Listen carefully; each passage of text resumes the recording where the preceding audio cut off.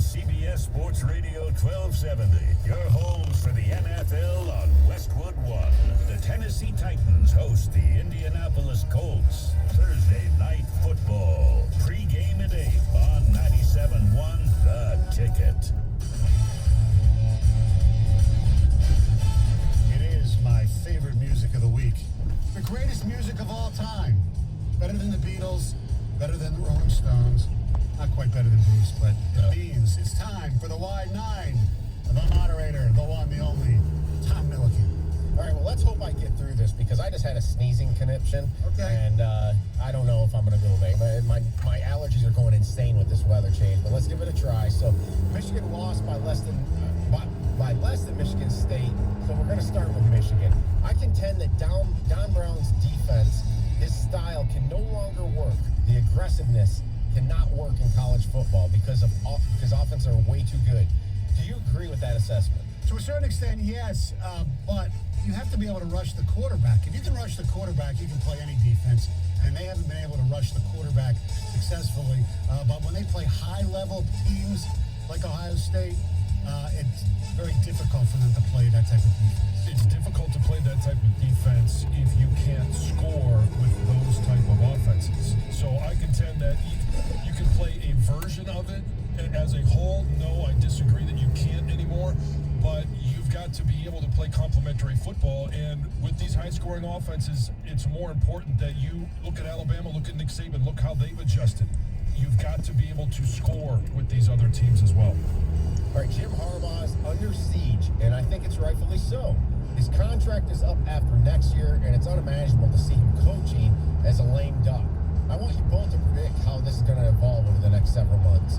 It's really hard to predict right now because I've got to wait and see what happens the rest of the year.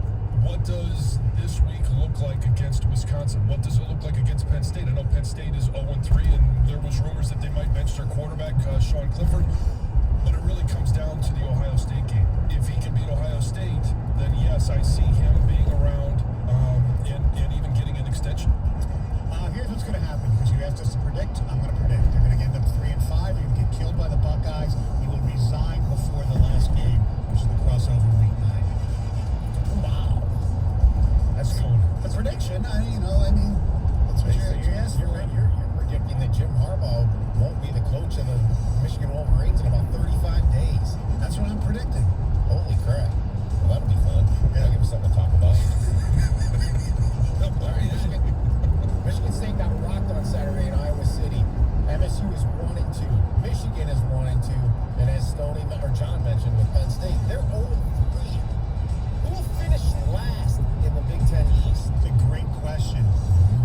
I'm going to say the Spartans, because I look at the schedule with all due respect to Northwestern. I don't see that's the only team I think they can possibly win. I don't see a win there. Maybe Maryland. Maybe Maryland's a fraud, but they look so much better than Michigan State. So I'm going to say Michigan State. They'll end up with one win. Michigan State, or I think Rutgers is still a great contender for that. I know that they... But they beat Michigan State for the tiebreak. That's why... They did, but I look at Michigan State and I think that they can get one more win. I don't know where it is. From what I am predicting, they get one more win, and I don't know that Rutgers, although they do look good under Greg Schiano, they've looked better. Those players still don't have the understanding of how to win, and I think Michigan State is one game better. I think a huge game to determine this is actually Michigan at Rutgers a week from Saturday. It's a night game, and I know they don't have fans, but they'll be riled up for that game. And if Rutgers were to pull that out, then all bets are off. That's the worst place to go in college football. Remember the 78-0 game? Yeah, I did that game, and it was fun, but that is still the worst place to go in college. I remember the game when they beat Brady Hoke. I was there too. All right, Mel Tucker certainly deserves a free pass this year after being hired so late, and then the COVID obstacles occurred. What do you want to see from Tucker the rest of the season that will give you faith that he is the right guy for the gig? I would just want to see him continually every week play better football, and that's what we saw from week 1 to week 2, but then we saw a huge setback against Iowa. The other thing I want to see, and you can say, well, yes, I want to see them improve. What does that mean? It's hard done that, but what I want to see him empty his bench. He didn't have spring ball. He didn't have summer football. He doesn't know yet what he has in the roster. So he's going to recruit a class, but what I want to see him be able to do is recruit that class of 2022 because he knows more about his team after this football season. I think the most important thing for him to do this season is find his quarterback for next year. Whether it's Thorne, Day, Kim, I think is the other one. That's the most important thing, and find some other young players to see if they can play. If not, you tell them, hey, I'm probably not going to play. Here's the keys to our transfer portal. All right, we didn't give this enough love on the show this week because we had such a debacle with our local teams, but the Notre Dame Clemson game was awesome Saturday night. They came back to defeat Clemson in South Bend. We're a little over a month from the college football playoff being announced. I know we've got SEC postponements this weekend, so the playoff could potentially get delayed. But as of now, just a little over a month. If Notre Dame runs the table to the ACC championship game but loses, should they still be in the college football playoff regardless of a Clemson rematch? Regardless of the Clemson rematch, yes, but there has to be one caveat, and that's if Florida beats Alabama, then I think you have Florida, Alabama, Ohio State in the winner of the ACC championship. Sorry, Oregon. Nobody from the Big 12 is getting in. But if Florida can run the table, then I think they get in ahead of Notre Dame. Yeah, I don't think it guarantees that they get in. It depends how that game goes because it's going to be a better measure of who Clemson is with Trevor Lawrence, and hopefully he's able to play in that game. If that rematch happens, we don't even know that that's going to happen. Clemson could stumble again. Notre Dame could stumble, but if that matchup happens and Clemson wins, no, it doesn't guarantee that Notre Dame still gets into the college football playoffs. I think the Notre Dame stumble is the most likely possibility that you just mentioned there. They were talking last night on SportsCenter, and okay, now they're the hunted. They were the hunters. They couldn't get into this exclusive window with all these great teams. Now they beat one of them, so now the other teams are come hunting for them, and they haven't experienced that. So Notre Dame is always hunted. Yeah, exactly. I know, but what I'm saying is not that them psychologically are they realizing, okay, we got to get up every week now. When do they play at BC? Is it this week? Exactly. It reminds me very much of the '93 season when Florida State, when Notre Dame beat Florida State, and then the next week BC beat Notre Dame, and it ended up costing Notre Dame the national title. You got to be ready to play every week, and it's hard for college athletes. All right, Clemson Notre Dame is obviously a great game, maybe the best of the season. What is the best regular season college football game this century? To me, it's got to be the 2013 Iron Bowl, the kick six. The fact that they were able to, just that moment in of itself in the game, that there's been a lot of great matchups. Everything was heightened at that point. Alabama thought they were going to be able to maybe come away with a victory, and then Auburn just took it and stole it with one of the epic moments in 150 years, not just this century, 150 years of college football. Well, John, I think that's one of the greatest plays in sports history, not John Rahm skipping the ball in practice. It's right up there. I knew you were going to say that. It's right up there. Was the game great the whole time, or just sort of the end of the game? No, the game was great the whole time. All right. I'm going to 2005 USC Notre Dame game, the push. That was just, it went back and forth, and Notre Dame took the lead with 2 minutes left. Reggie Bush could be the greatest college football player, definitely this century. But 3 touchdowns, over 160 yards. You had Leinart and Brady Quinn. It was just a great freaking game. Seems like I ask this question every time about this time of the season. Let's do it again. The Lions laid another egg on Sunday against the Vikings. At this point, would you like to see them lose out and get the highest pick possible? Well, while I'm watching the game, I won't be cheering. If they screw up, I'll probably be laughing. But very simplistic. My answer is yes. I will always and forever be a no on this. I know. It's just, hey, you play the game to win, and you at some point have to learn how to win. I talked about this with Michigan State, with Rutgers, who's going to be the best or the worst in the East.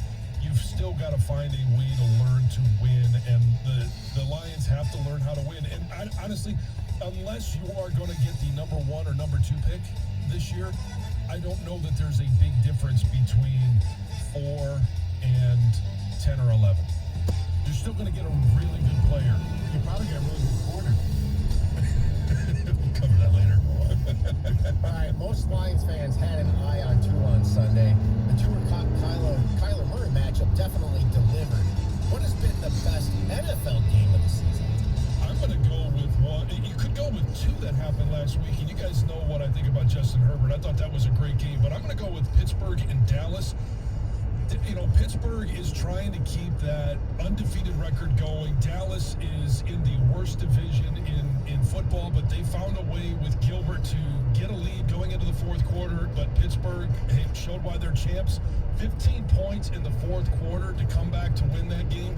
You have to have games like that in an NFL season to have a special year. I'm going to go with Pittsburgh-Dallas last weekend. Yeah, that was a great effort by the Cowboys, and that was a fun game to watch. And It was. With the thought, with the point spread, I was just going to say quick, I don't bet unless I just do a fun parlay once in a while. But the Steelers at a 13.5-point favorite, I thought that was the easiest money in the history of mankind.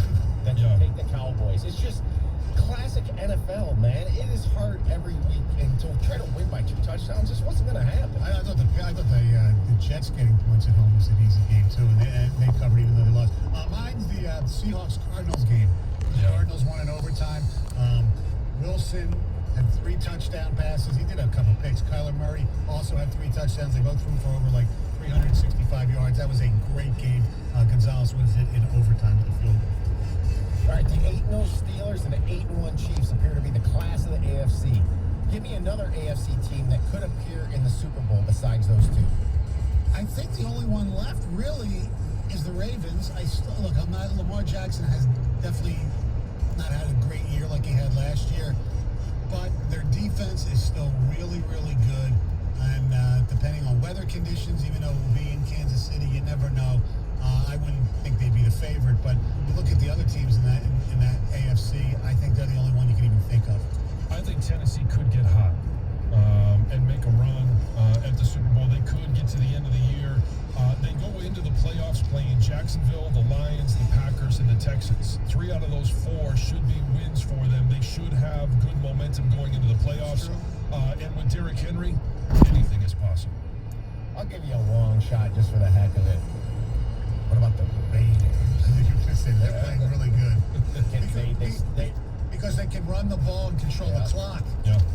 With Jacobs and their defense. They beat KC. They went to Arrowhead and won. That's their only loss. Yeah, their defense is not very good. That's their problem. They got to get better in the second half of the year. All right, that's the Wide 9 here on 97.1 The Ticket. Hey, you want to get away, relax, have a great time? The D. We were talking about the Raiders. The D. Las Vegas. The Raiders. Maybe they're hanging out at the D. I really don't know. They probably not because they want to be socially distanced, which takes place at the D because the D takes all the necessary precautions to make sure your stay is safe. Great food there. They got Joe Vaccaro's Andiamo Italian Steakhouse right there. Or you want something more casual? American Coney Island. There's not many things in life better than a Coney at about 3:30 in the morning on your way up to bed after you're up like $300, right? Maybe a golf shop by John Rahm might be better than that, but other than that, I don't think so. So get a group together, go to the D Las Vegas, book a room at thed.com, and like I said, if you want to golf, we'll hook you up with all the great spots in Las Vegas for tee times. The D Las Vegas, hang out at the Long Bar, it's a great time, have a lot of fun.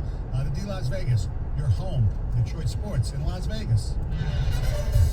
97.1 The Ticket. Traffic.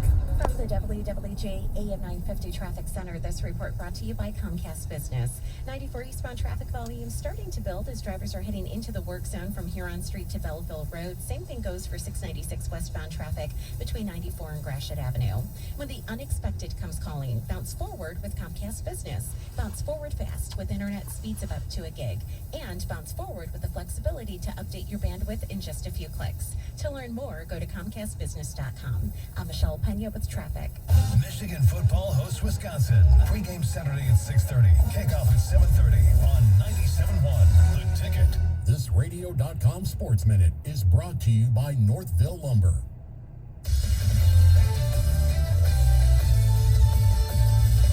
This is Tiki Barber with a Radio.com Sports Minute sponsored by NHTSA. There's no such thing as a good excuse for not buckling up. Click it or ticket. It'll never feel quite right to me to root for your team to lose, but that's kind of what's going on in the minds of Jets fans who find their team sitting at 0-9 this year. Obviously, the more you lose, the more likely you are to get the number one pick in the 2021 draft, and by that I mean Clemson quarterback Trevor Lawrence. The problem with that line of thinking is that losing in and of itself creates a melee that is often impossible to get out of. Free agents only come for the money. Le'Veon Bell. Coaches can never build a culture out of Gase, and eventually they're on the hot seat. Losing becomes a self-fulfilling prophecy, and the expectations are so low that apathy sets in. Cleveland Browns, it's taken them decades to start to get right. That's not something I think people want to be rooting for. I'm Tiki Barber. Before you drive the all-new Nissan Rogue, you gotta ask yourself, how rogue are you gonna go? We talking find your spirit animal in the desert rogue? Build an igloo in the middle of nowhere rogue? Or take the long way home just because kind of rogue? Just a question, but with 5 available drive modes, you're sure to find the answer. Go rogue in the all-new, fiercely reimagined 2021 Nissan Rogue, now with the most standard safety features in its class. See owners manual for safety information. Auto Pacific segmentation 2021 Nissan Rogue versus latest market competitors. Base models compared. Ready for an oil change? O'Reilly Auto Parts has everything you need. Our professional parts people can suggest the best products for your car and budget. Like 5 quarts of Mobil 1 full synthetic motor oil, just $28.95. Plus earn a $10 gift card after mail-in rebate and double O rewards points. Stop by O'Reilly Auto Parts today or visit O'ReillyAuto.com.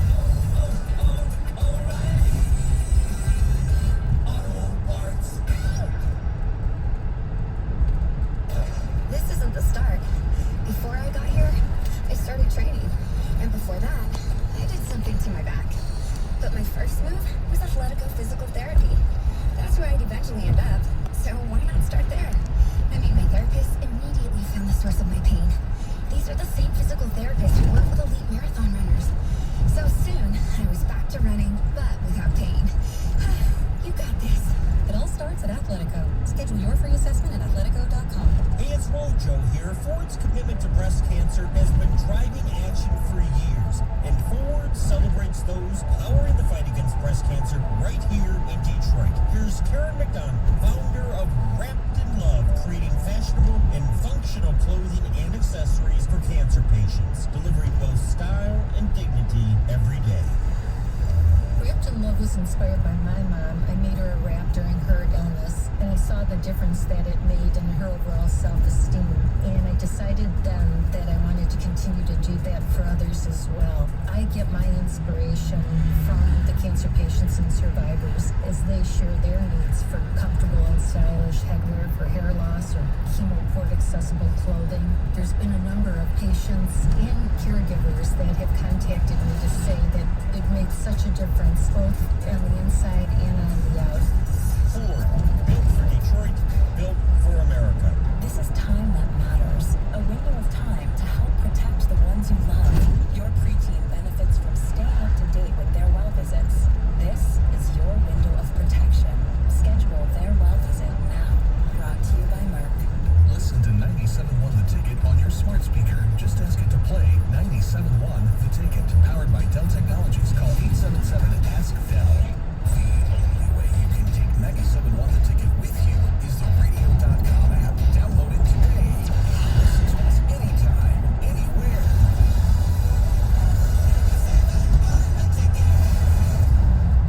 Live from the Jamie Samuelson studio, here's Stoney and Jansen. 97.1 The Ticket. Coming up at the 7 o'clock hour, we'll be joined by former Redskin, because they were the Redskins back then. You can call, you were a Redskin. You weren't a Washington football team. No, I was a Washington Redskins. Yes, okay. So Fred Smoot will join us. He also played with the Vikings. He also was the captain of a very famous boat ride.